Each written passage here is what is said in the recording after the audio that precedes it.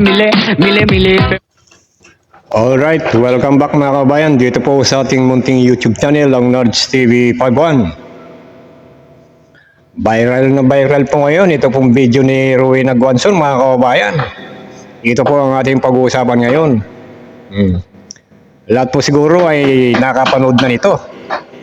Kung saan nga po ito pong si Rowena Guanzon mga kabayan, abay nagwala po. Nag-super saiyan po mga kababayan. Yan po sa isang mall sa Makati po ata yan mga kababayan. Ito nga po, sabi niya, nag-post po si Rowena Guanzon, sabi niya nakalagay dyan yan na high blood ako kanina, ang taas.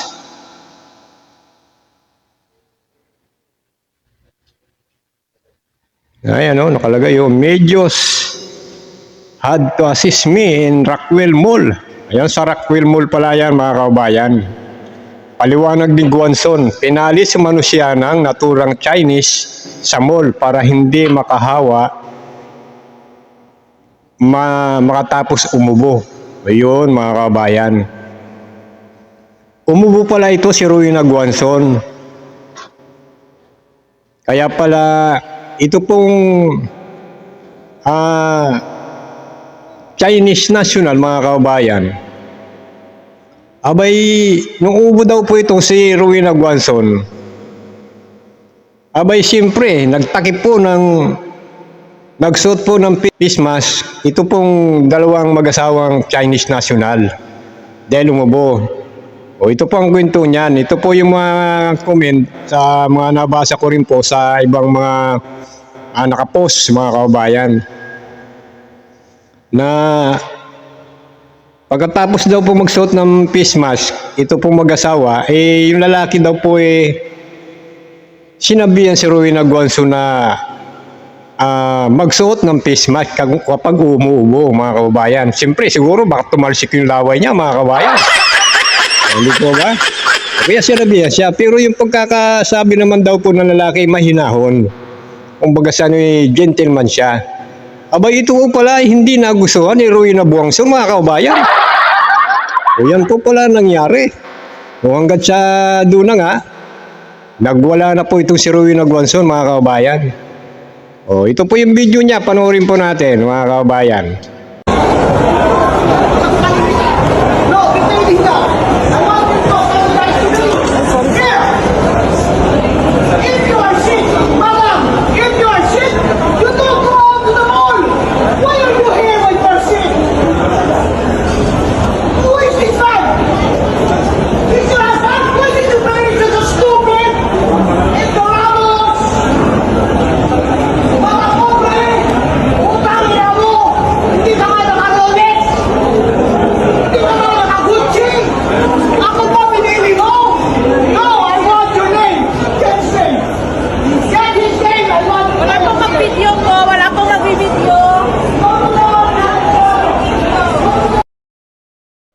Yan nga po mga kababayan, minura pa nga niya yung yung mag-asawa mga kababayan Sinabihan niyang hindi ka nga naka-Rolex, hindi ka nga naka-Gucci. Nilait niya pa yung mag-asawang Chinese national mga kababayan. Tapos nag-post siya sa social media, abay nagreklamo pa daw siya sa pulis. Siya pa yung may ganang magreklamo. Samantalang pinagmumura niya na yung mag-asawa at nilait-lait niya doon sa loob ng mall, mga kababayan. Ganyan po talaga. Ito pong mga DDS na to mga kababayan. Ayaw nila na sila po ay pinagsasabihan ng hindi maganda. Ayaw mo pala Rowena Guanzon ng pinagsasabihan ka na maganda, pero ikaw ba? Yung pinagsasabi mo ba kay PBBM, may naiisip mo ba yon? Na kung sabihan mong bangag, adik, wala ka namang pruweba, naiisip mo ba yon? Ngayon, naramdaman mo kung gaano kasakit ang pagsabihan ka ng ganyan na hindi mo nagugustuhan. galit na galit ka. O, nagreklamo ka pa sa pulis, ikaw pa yung may ganang magreklamo. O, ngayon natikman mo. O dapat iniisip mo rin yung mga pinagsasabi mo sa presidente. O bakit ang presidente hindi nagagalit? Pinagsasabihan mo ng ganyan. O, ang ibig sabihin yan ang tunay na edukado. O hindi katulad mo. Nilait-lait mo pa yung mag-asawang Chinese national. O, ikaw pa yung nagreklamo sa pulis. O, yan po mga kababayan. Ang ugali ng mga DDS, ang gusto nila mga kababayan, sila lang yung may karapatan manlait. Sila lang yung may karapatan na magsabi ng kung ano-ano sa ibang tao. Pero kapag sila na yung pinagsasabihan ng ganyan, ayaw nila mga kababayan. Ayaw, nagwawala. Nagsusuper saiyan.